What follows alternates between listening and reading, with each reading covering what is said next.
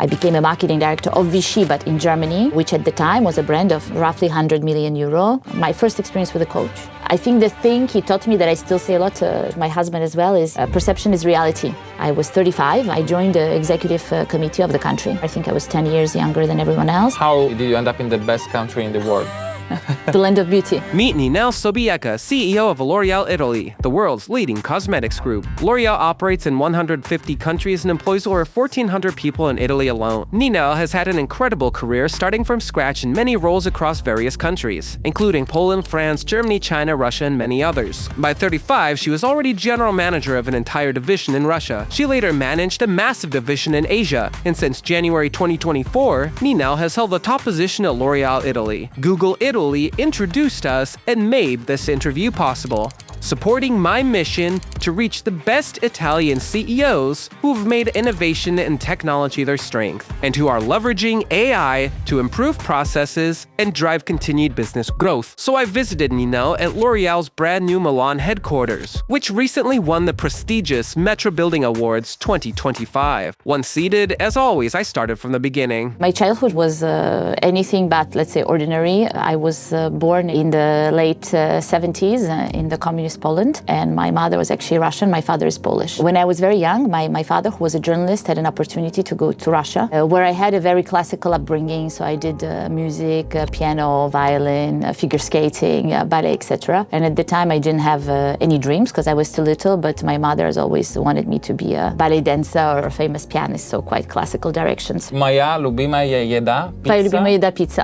Отлично. Отлично. Отлично. Okay. Молодец. It's the only thing that I know. But it's a good one, it's a good one. It's a good one. No, and then actually I had probably kind of one of the big important moments of my childhood, which was at 14 years old, when there was a lot of turmoil at the time in Poland, in Russia, with the change of the system, with the fall of the Berlin Wall. My parents made this courageous decision and they sent me alone at 14 years old to the US. So this was a totally different world, obviously. Where did you go in the US? I go to Minneapolis, the Twin Cities. So I went by myself. I lived with a host family. My parents were not very wealthy, so actually to make pocket money, I was babysitting, I was working at a golf course. And of course, I discovered a totally different world. I discovered my first computer, I learned how to type, I played all kinds of American sports, I played basketball, I played soccer, I played tennis, so it was quite different to what I had before. But at that time, that probably I started to have my own ideas of what I wanted to do. And I had two dreams, one probably inspired by the admiration I had for my father. So I wanted to be a journalist. And I don't know at the time, if you remember, on the CNN, CNN was king at the time, there was a very journalist that I admired a lot, Christiana Amanpour, who was always reporting from the conflict zones. And so I wanted to be like her. And on the other hand, I was very inspired by another lady, another strong lady. It was Madeleine Albright, the first woman Secretary of the State. And she was from Czech Republic. And so I wanted to be like a diplomat. I wanted to work for United Nations. At that time, I kind of made the decision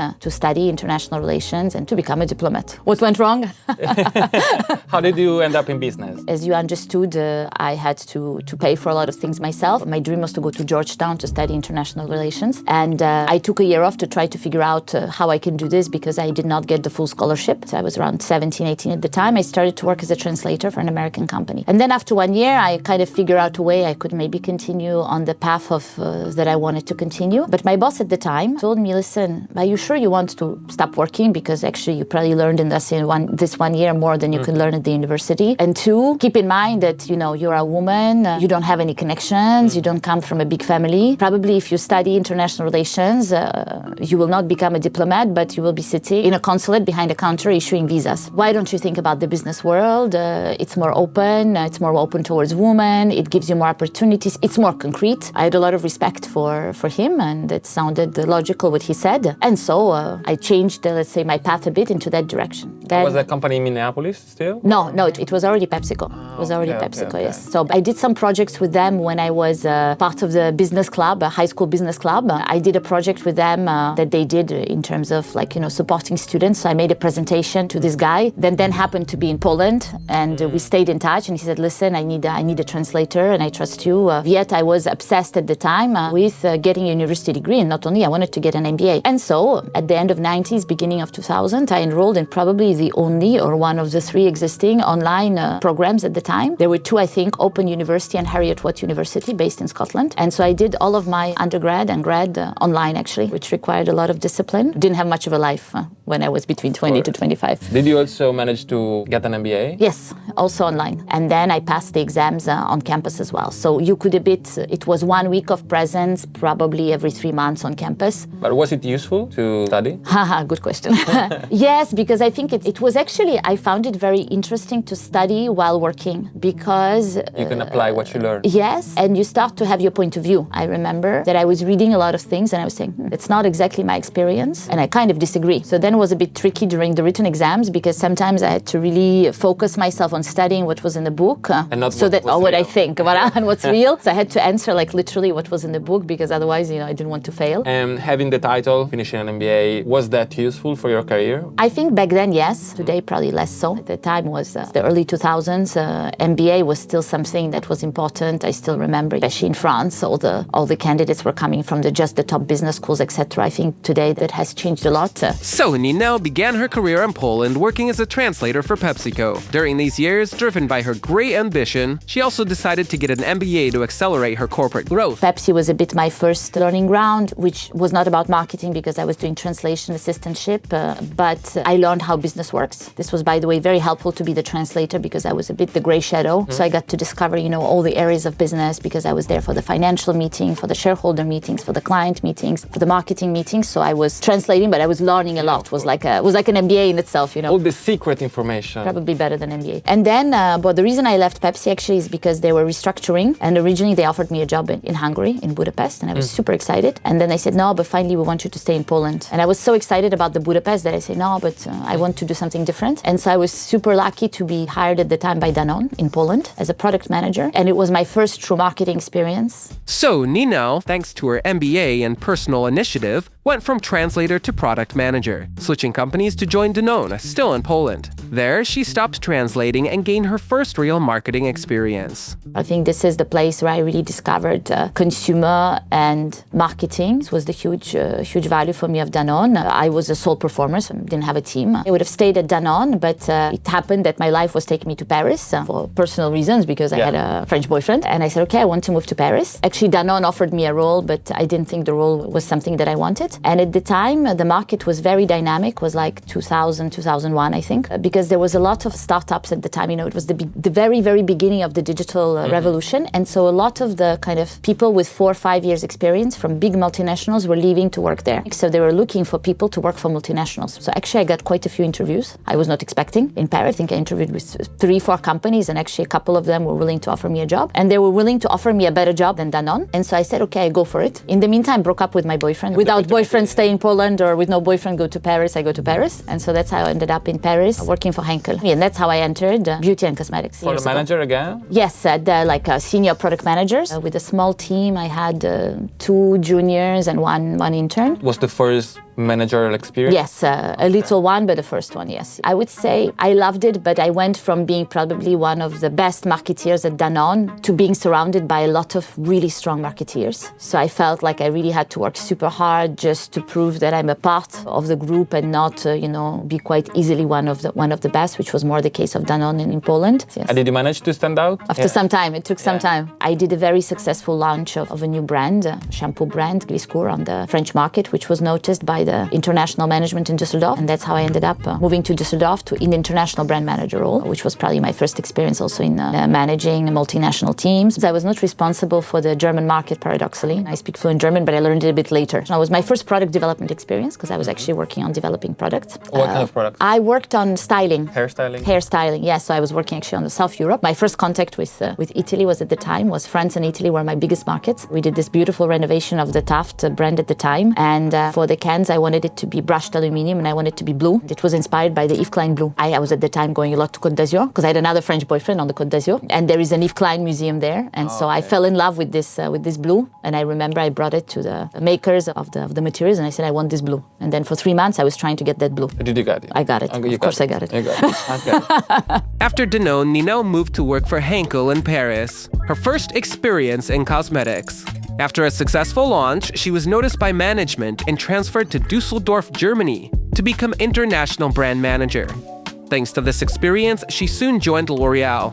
I switched from, after 4 or 5 years, at Henkel, I joined L'Oréal. And I joined L'Oréal because at some point I was really inspired by what L'Oréal is doing. As you understand, I was working on styling. And at the time, Henkel was much more focused on cost optimization and efficiencies. And L'Oréal was always fascinating me because there was one idea that I had that I presented to the management. And they said, no, but trend is not there yet. The potential is not there yet. And then L'Oréal launched the same thing 6 months later. And they created the trend. I found it much more visionary. And so when L'Oréal gave me a call, because I was headhunted, I was like, okay, that's the company I want to work for. They found you. Voilà, they found me. And after many interviews, I had 10 interviews at L'Oréal in Paris, in Germany. I was hired by Germany, but I was sent to Switzerland as a marketing director on Vichy. Where in Switzerland? Zurich. I had a team of maybe 7 or 8 people. I had an amazing Italian boss, by the way. So that facilitated my landing at L'Oréal, but he had no clue about marketing because it was for the first time that the person above me was a general manager and did not have a marketing background. So basically, I could ping pong with him,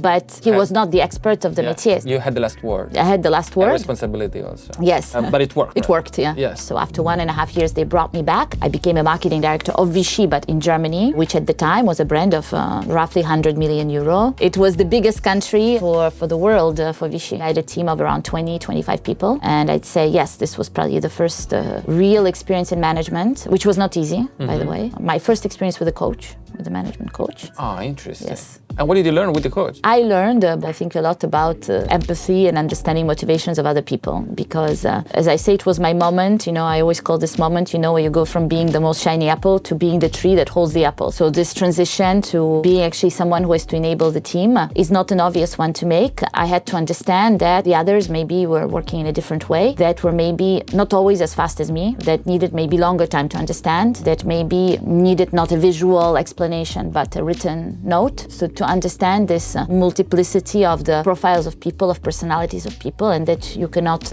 expect everyone to be the way you are. But it was interesting because the first one they offered to me, it didn't work out because you need to have a real trust because I felt that he was trying to change me. So I said, well, if like this, I don't need it. I don't need it. Or if you really want me to become like he wants me, then bye-bye, I go. I do other things. And then I found this Hans. We really connected and he was able, I think the thing he taught me that I still say a lot to my husband as well is perception is reality. Because very often when you get feedback from people, you say, but that's not what I meant, that's not what I wanted. But he was the one that said, okay, listen, because if your intention was received in a wrong way, that is reality. It's not, they are not wrong. It's up to you to change something in the way you communicate, in the way you do things. So Ninell was hired by L'Oréal Germany, but sent to Switzerland, Zurich as marketing director for Vichy brand. After about 2 years, she was called back to Germany for the same role, but for the brand's biggest market, worth 100 million at the time. In this role, she had her first real managerial experience, managing a team of about 20 people. Then the next obvious, in the vertical, let's say, career was to go to a generalist role, to a general manager role. The role that L'Oréal offered me is to become a general manager of Vichy, so same division, same brand, in Russia, so in another country. The fact that I speak,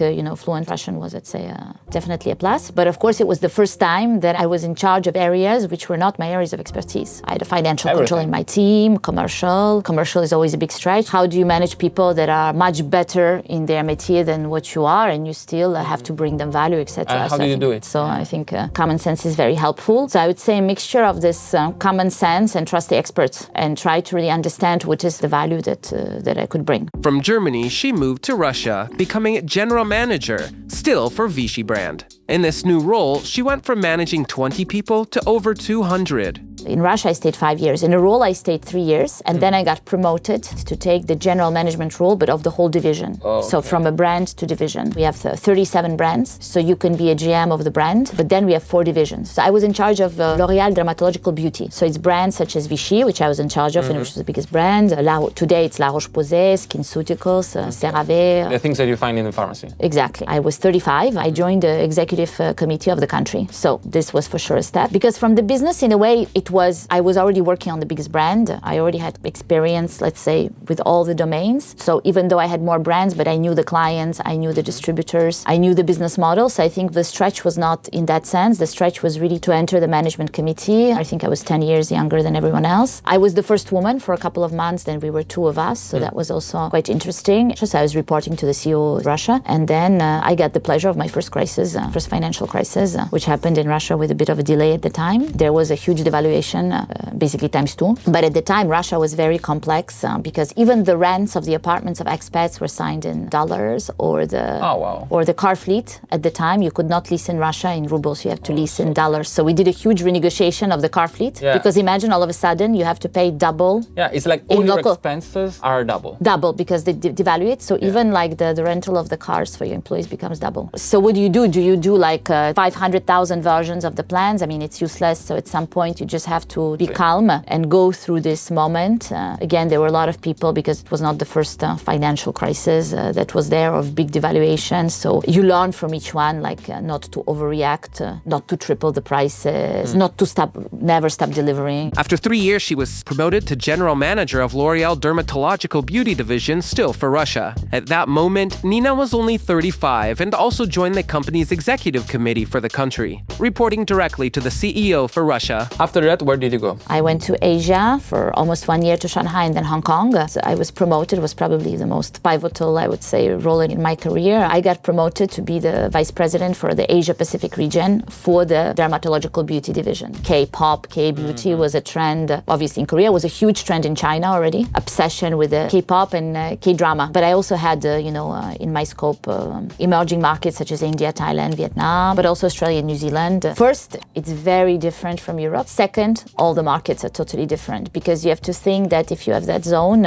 you have one of the most wealthy economies in the world, which is Japan, and one of the most sophisticated markets and one of the oldest country in the world, with a skincare routine which is between 7 to 8 steps. But then you have Indonesia, which is the biggest Muslim country in the world, which is not the wealthiest economy yet. Will be probably in top 10 in the near future, but it's not there yet, where the routine is about maybe 1 or 2 steps, and where a lot is linked to the ablution. So there is a lot of cleansers, because in theory you should clean the makeup every time you pray. So the routines are completely different. So you have cold climates in Japan, so very different skin types, and you have what I call the typical kind of South Asia vibe, which is the 3 enemies: pollution, humidity, sun. Then you have Australia, which is like UK, but with the highest incidence of cancer in the world. So even between the markets, it's completely different. Also in Indonesia, everyone wears the hijab. Yes. So maybe your makeup is stronger, so you need to clean it very well. Huge micellar waters, huge cleansers. And how long did you stay in Asia? 5 years. I was lucky because at the time I had a very big region, because today we separated a bit the regions. For me, it was very difficult, but it gave me exposure to so many different markets. After Russia, she was promoted again,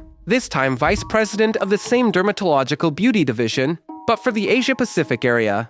A huge market with incredible dermatology culture, made up of many very different countries. One was for sure a huge step in strategy, because before I had to decide, do I promote this product for this client? Now I have to decide, okay, which country am I going to grow first? Should I launch another brand in an existing country? Like, I don't know, should I launch a brand in Taiwan? Or is it better that I open Malaysia, where we're not operating yet? A new country. Huh? When I left Asia, more than 50% of the sales of my divisions were done through e-com. So of course it was a huge upskilling on the e-commerce and all things digital, and also digitalization of models. So it was a bit like a sneak peek into the future, into digital, into e-com, into data. But and then again, in my vibe of crisis, when COVID started, I was in Hong Kong. So we were all watching from very close Wuhan, when in Europe nobody was even knew what was going on. I had a person with my team, in my team, who was my chief digital officer. Her family was from Wuhan, so she was talking to them every day, and we were trying to understand what is happening. So it was very different at the beginning, because Europe joined in when it was already quite clear what's going on. But when it started, for us, it was quite intimidating, that period. And when I arrived to China, the first thing you learned, the mantra you had to learn if you want to understand China, you have to learn the triopoly: Baidu, Tencent, Alibaba. 1 year later, no more Baidu. Baidu is similar, but not let's say it's a search engine, basically. So Baidu disappeared. So it became a duopoly. So we learned really to navigate this duopoly, understood. 1 year later, Douyin came in. Okay. So the equivalent of TikTok. So, okay, great, amazing for engagement, for things, So we started to learn with Douyin, understand how. 1 year later, Douyin put a firewall between Douyin and Tmall, because we were engaging on Douyin and selling on Tmall. All of a sudden, we had to understand how to sell on Douyin. 4 years in. Yes. That was.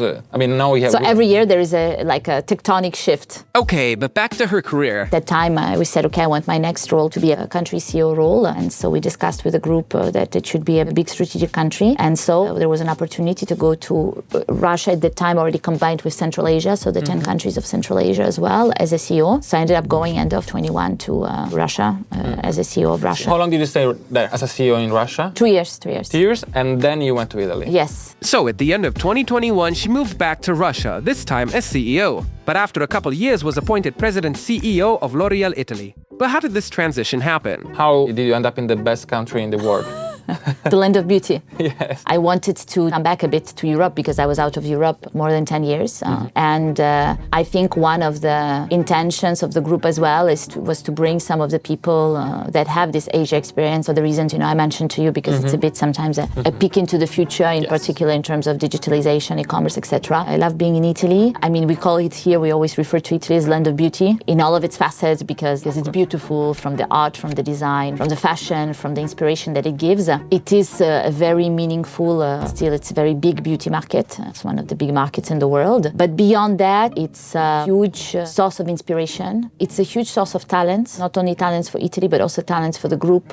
Because, at L'Oréal, we don't create products in Italy, but we have our DMIs in Paris where we create products, and we have 4 Italian brands in portfolio. Armani, Valentino, Prada, Miu Miu. Yeah. It's great. It would be great to have Italians in charge of these brands. So it's also part of our responsibility to find these very talented Italians who can also contribute all over the world. How did you find the Italian market? First, it's a mature market. So as the economy is mature, it has slower rate of growth. Secondly, it's extremely fragmented. Italy in general, everything about Italy is fragmented. So you don't have, as you have even now in many European markets, much concentration, which makes it very difficult to operate, to scale things. It brings a lot of complexity, unfortunately. Very digitally undeveloped yet. Even today? Yes, very small weight, one of the smallest in Europe weights of e-commerce, etc.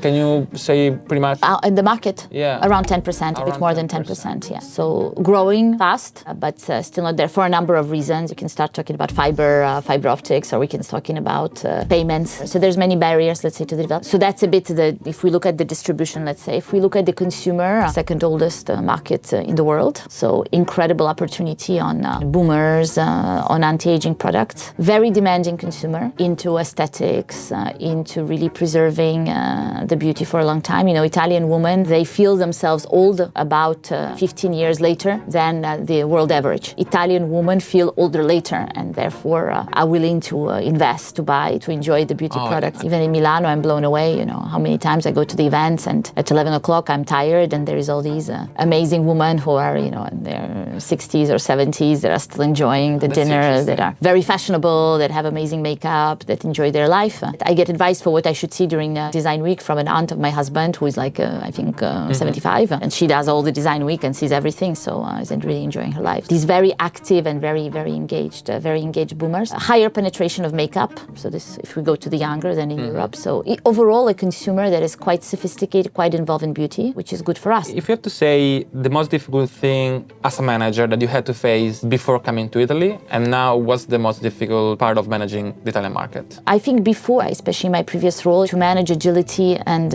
instability, ambiguity, while still remaining long-term and strategic. In Italy, honestly, the fragmentation. The fragmentation, yes. There's a lot of brands. There's a lot of Italian brands.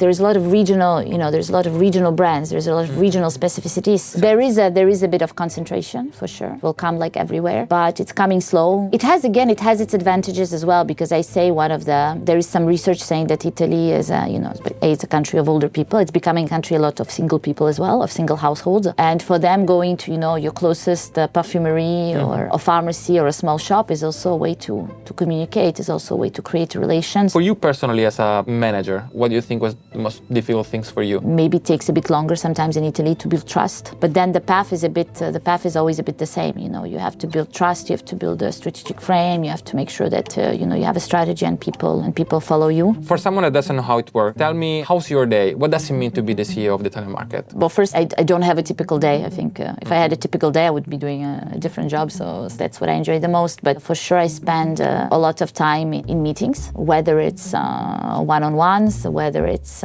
team meetings, whether it's steering committees, whether it's business reviews, etc. I find time to be alone because I need time to think. So I have these spots in my agenda that I call highlight, which is my time to think more about, I don't know, the next top management visit, how should I structure my presentation. It's my time to think about a strategy of something. I spend a lot of times with different stakeholders, so whether it's institutional stakeholders, different association on the management board or different or journalists or other stakeholders. Sometime in meetings with clients. 4 times a year I go to different places in Italy in the field with my whole team for 2 days, and otherwise I have more shorter times in the field here in Milano. Then of course I go a few times a year to Paris to interact with stakeholders. I go sometimes to trainings, etc. Who do you report to? I report to the CEO of Europe, so who is a part of the executive committee of L'Oréal, who reports to the global CEO. What's the thing that you really like, the thing that you prefer of your job? I like a lot working on strategy. I have a marketing background, so I like everything that's related to marketing, to brands. I love e-commerce, something that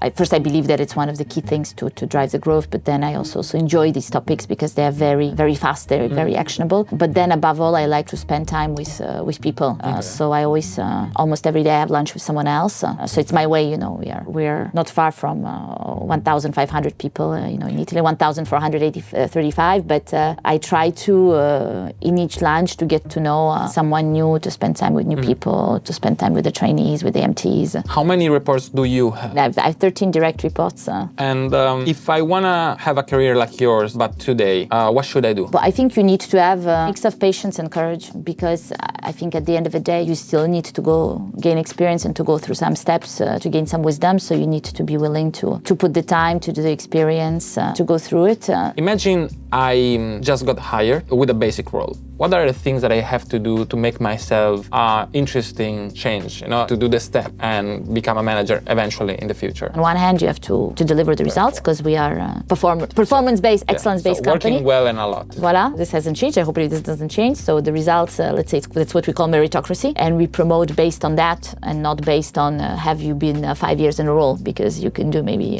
amazing things. The most amazing people in L'Oréal are the ones that come and in 6 months they have an impact, So, and then the potential that you have, knowing that, we have our ways to assess potential, whereas we look at the ambition, not the ambition that I want to be a superstar, but the ambition that you have for the business, the ambition that you have to, today I did this well, what I can do better, next time I can do even bigger. So it's this idea of think big always, is judgment, so it's your capacity to have critical thinking, to evaluate well the situations. It's resilience, so I think we talked a little bit about that, so your capacity to bounce back from failure, to be resilient under crisis. Empathy, not empathy in a way of I love everyone and I'm kind, but empathy in a way of being able to connect people. Intelligence. And probably the one that is becoming, I would say today, the most important one is learning agility. So, which takes as well a lot of courage and desire to go out of the comfort zone. So we have these 5 dimensions of potential, but I think again, they're all embedded in the entrepreneurship mindset, which is a lot about the courage and the initiative to go outside of your comfort zone and learn something. It will become even more and more, because the roles are changing, the paths are becoming much more vertical, let's say. You have to switch from one role to another, learn new skills. Yeah, also technology changes so fast. Exactly. And about that, how did you apply technology in the business, and what did you see, especially AI? So there are a few things. So first, concretely,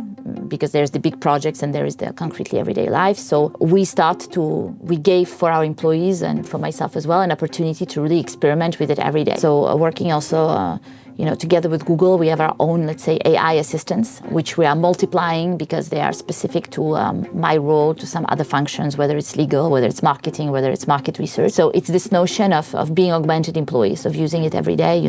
I use it every day. I use it to prepare the interview with you. You can use it to structure an agenda. You can use it to review a presentation, because I receive an incredible amount of presentations. So I upload them and I say, okay, can you tell me what are the 5 points I need to retain from that? Pre-formatted assistance for writing briefs. So instead of sitting down and writing a, say, marketing research brief from scratch, you have to answer 10 prompts and it drafts you a brief. So instead of spending 2 hours, you spend 15 minutes. So I think that the very important thing already is to help use this immediately. What we can do at the country level is to let people use it immediately to be more efficient, to save times on things that are maybe a bit boring and leave time for other more exciting things, and to train people. So we have AI literacies. We have 18 critical skills that we identified for the future of L'Oréal Italy, and it's one of the skills. Everyone go through the AI training. Then on a more bigger scale for L'Oréal, there are probably 3 big areas. The first one is very obvious, is the product development because we are a company of scientists and innovation. So there are many applications that are already used today in the labs to develop faster the products, to screen the molecules, to test the efficiency, etc. You can do great things. Yeah, our research, R&I capability is one of our biggest assets. We have 4,000 people doing research, science. Yes, science. Starting from basic science to applied science to taking the applied science and putting it into product. True is obviously we're a marketing company, so everything around marketing. We have a tool called Createch, which is about creating the visuals using AI. So this is used a lot by our teams in Paris. And that last but not least also for sustainability initiatives. Then again, as I mentioned, we try to do it in a very careful way. We have a lot of governance around that. And one rule that we fixed at L'Oréal, which was fixed by the group, by our CEO, is that we do not use AI for generation of hair or skin or any images of skin or hair or makeup or whatever using the Gen AI. What's your personal goal for your future, career-wise? And for the Italian market? I'm driven by doing exciting roles and always by learning something new. I think it's a bit a part of who I am. I like to change environments. I like to change countries because I grew up a bit like this and I find it exciting and I get bored easily. I mean, the moment I'm in the comfort zone, it's time for me to move because I want to learn something new. So actually I have no idea where I will be next. For Italy, I have a great ambition because today we are in this amazing country, which as I said is the land of beauty. So my idea is first is to really scale up the business, to make the business bigger, to have an impact and to be a leader not only in terms of business, so not only in terms of sales, market share, profit, but also a very important player for some transformation of the society because we're a company of strong values, whether it's on women empowerment, gender equity, on diversity, on supporting vulnerable communities. And I think in Italy there's a lot to do, if I may. And with the size that we have, the impact that we have with our production side, distribution center, the headquarters, I think we can make a great impact on many societal topics and grow young people. And then be a source of best practice and inspiration for the world on the marketing part, as well as I mentioned, to be the source of talents, great talents for the group. Thank you very much. Thank you. Thank you very much. Talking with Ninell was fascinating, both because I don't understand beauty at all, and because L'Oréal is a huge and interesting company. And seeing how a CEO who had experiences in many different countries operates and built a career in such a structured company was really useful. For me, a very small CEO, but I hope for you too. Let me know what you think in the comments, and I thank Google again for letting me make this series. If you missed it, watch all the episodes, starting with the first, with Melissa, who's the country manager for Google Italy.